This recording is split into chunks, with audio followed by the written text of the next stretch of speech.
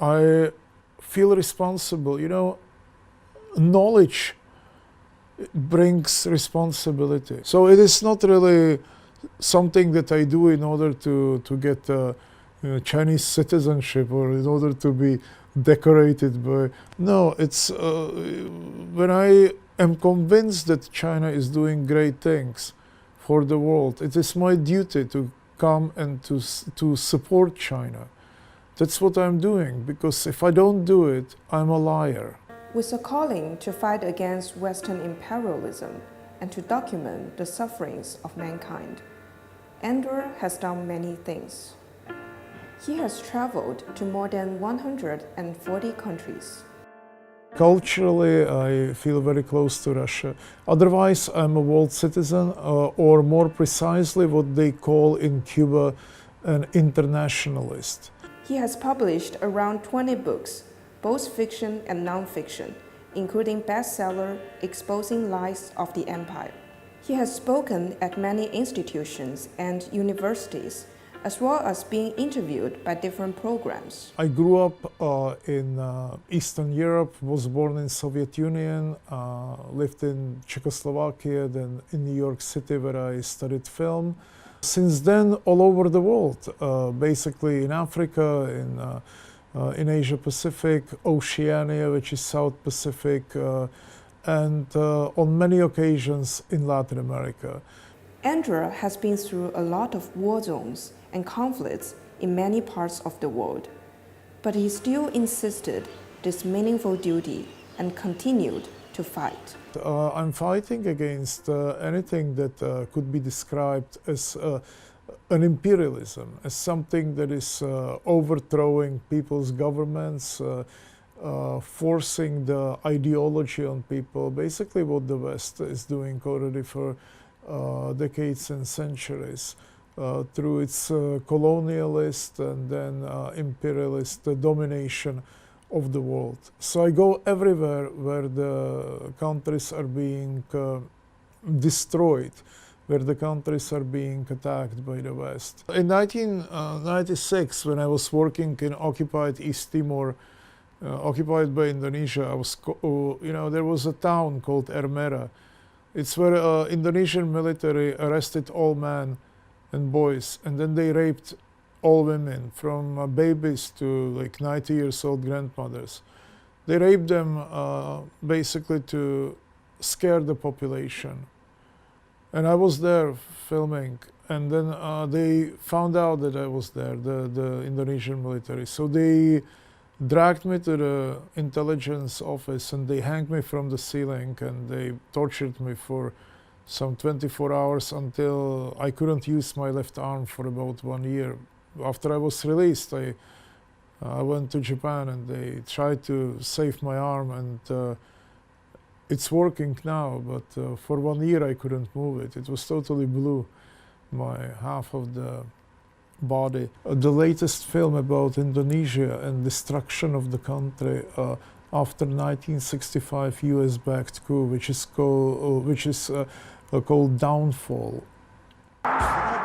But Indonesia proved to be too independent, too socialist for the United States, United Kingdom, Australia, and other Western nations.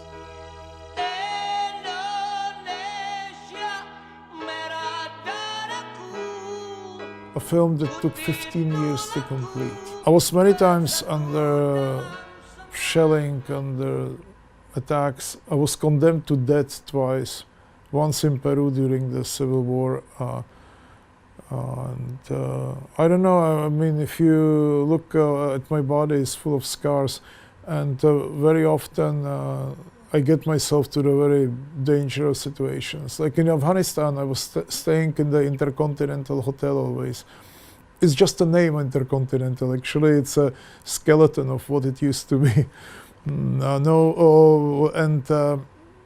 There was a crew of pilots from former Soviet Union, and they were flying Khmer, very nice guys, and they were flying heavy lifts, and they were also flying passenger planes.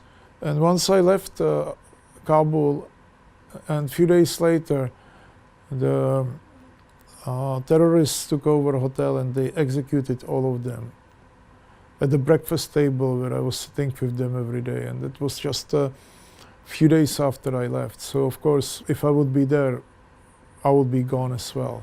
I got myself to all sorts of terrible war zones situations and even if nothing physically would happen, very often, like in Idlib that I mentioned, you know, I was walking through the road that was just liberated by Russian troops and by the Syrian army with a group of soldiers.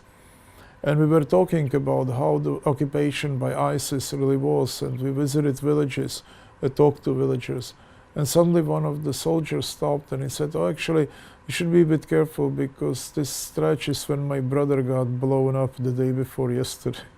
This evening, Los Angeles remains hot, quiet, tense, and dangerous, and 28 people are dead. But the reason is not career. It is basically a state of the world, the horrible state of the world which I witnessed in all countries, in all parts of the globe. I visited more than 160 countries. And my conviction, actually, I'm convinced that only the struggle against imperialism can save billions of human beings who were tortured and destroyed for all these centuries. I think that Western imperialism is actually the only problem this planet has. So I go where the Western imperialism is at work, and I'm looking for patterns for how things are interconnected. Because there is nothing new what they are doing, for example, in Hong Kong. It was done in many other parts of the world. So I'm trying to show pattern, and I'm trying to show how their propaganda and then how their attacks against countries that are standing on their way, how does it work? I mean, what we saw in Hong Kong, for instance, is nothing new. It happened in every part of the world. I think the same thing was happening here in Hong Kong. Through your education, which is still very British, through certain media channels that are fully controlled by the West, through NGOs and governments from the West that are subsidizing riots. They achieved the fact that almost half of the population here suddenly believed that there is something great that can be found in the past when Britain was colonizing this city. So interestingly, the older people who still remembered the occupation and brutality and humiliation, they didn't buy into this. But the young people who never experienced it on their own skin suddenly felt that there is something great about this Western experiment called freedom and democracy, which actually has nothing to do with freedom and democracy. It was never freedom of democracy for Hong Kong when it was colonized. It was humiliation, it was occupation, and it was suffering for the people of the city. But the propaganda managed to portray it so that almost half of the city went to protest, demanding that this horrible time actually returns, waving British flags, American flags, and other flags, German flags. And so my duty is to bring philosophy, history, and facts together. British propaganda, for example, is the best. In the best, I say cynically, sarcastically, meaning the most effective.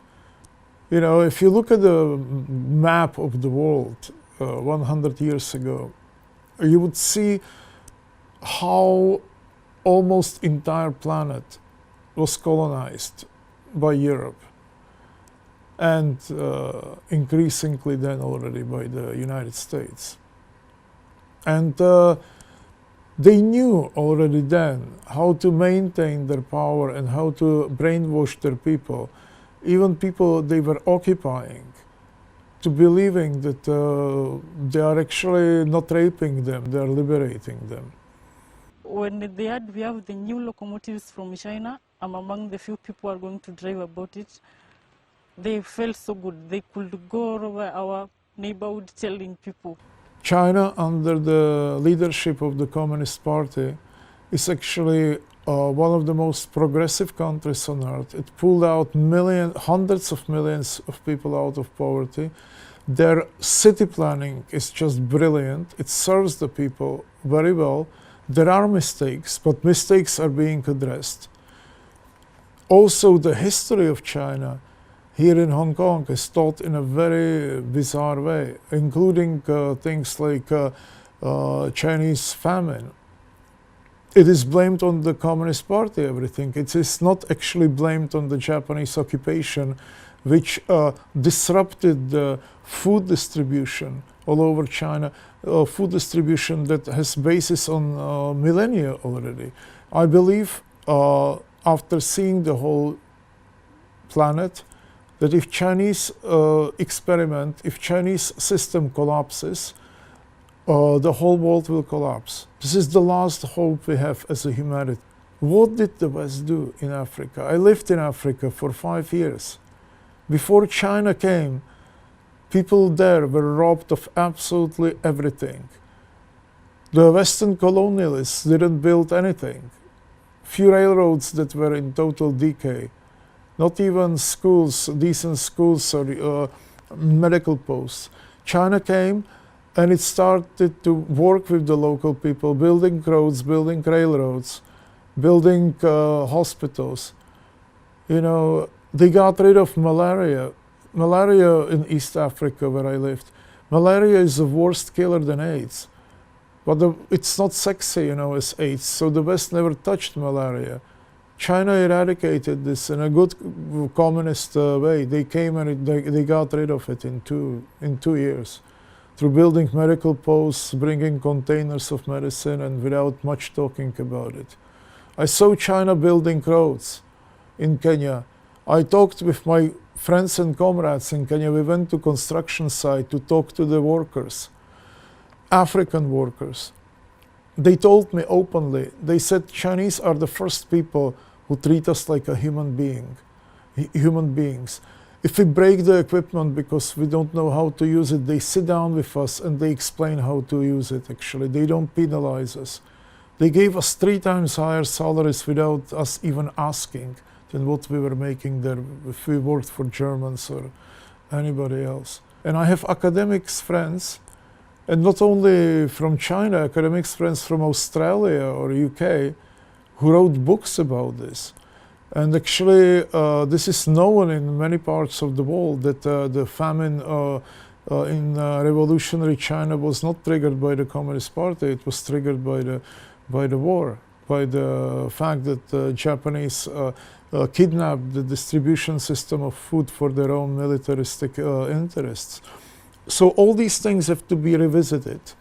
现在将联合王国国旗和香港旗升中华人民共和国国旗和香港特别行政区区旗。 I come very frequently to your city because I'm actually considering what is happening in Hong Kong very important.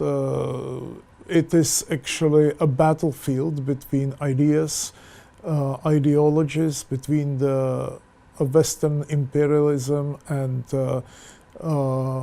new Chinese wave, when China is becoming extremely and increasingly important country, actually from my point of view, working on behalf of its people and also on behalf of the oppressed people all over the world.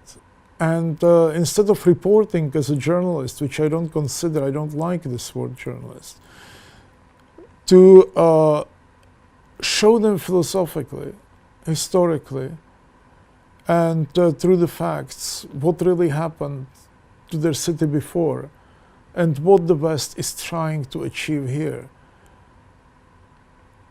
Recalling what was done in so many other parts of the world, and to warn that Hong Kong, if it goes through that path, is not going to actually reach the freedom. It will become another colonized and humiliated country or city or territory once again.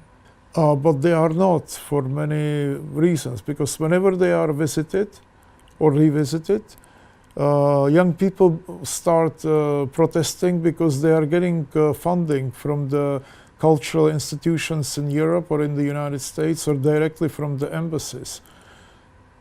Hong Kong and China have to be tougher. They have to really defend what is theirs because they are defending 1.3 billion people, including Hong Kong, and the rest of the world.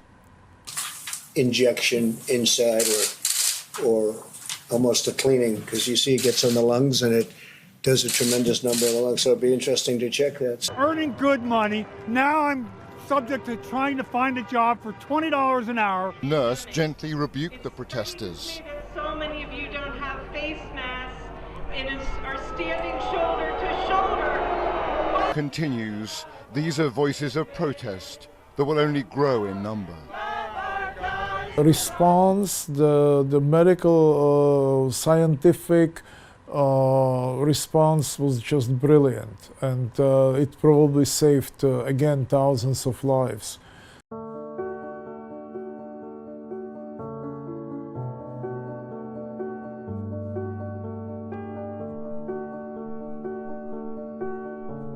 So I'm very impressed. But China should not be isolated from abroad.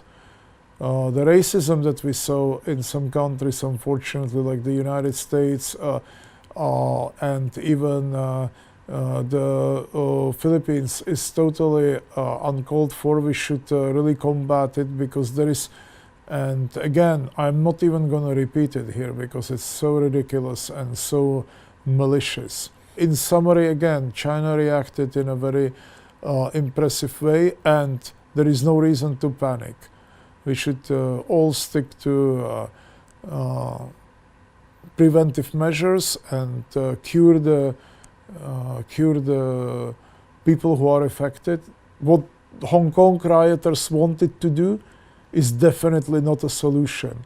To close the centers that are going to treat people who are infected or in quarantine, that is actually repulsive, and that also shows how low is the culture of some of the rioters who already damaged this wonderful city. China does things very correctly, and if anything, it's a victim of coronavirus. It's not a cause. There were some very terrible fake news coming from many Western outlets about how coronavirus was born.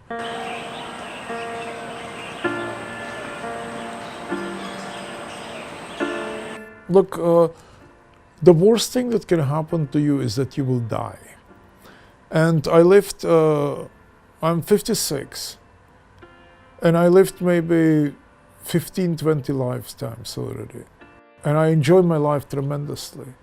So I would love to live here until, be here until 90 or something. But I'm not going to sit down and shut up. I love this struggle. If I would sit down, you know, my eye got injured in Borneo now. I couldn't see for 3 days. Now I see a little bit, but I already began working, because if I sit down and I do nothing, I feel guilty. I feel horrible, because it's a responsibility. And Che Guevara actually, and the Cuban revolutionaries, they knew perfectly well what it is. And they said that, you know, if you work for the revolution, if you struggle for the people, it should not be worn as some kind of a medal. It is just duty that you are performing. It's nothing else. I am a communist, but modern days communist. So I'm not afraid. I'm not afraid to die. I'm not afraid to get injured. I think you are a fighter.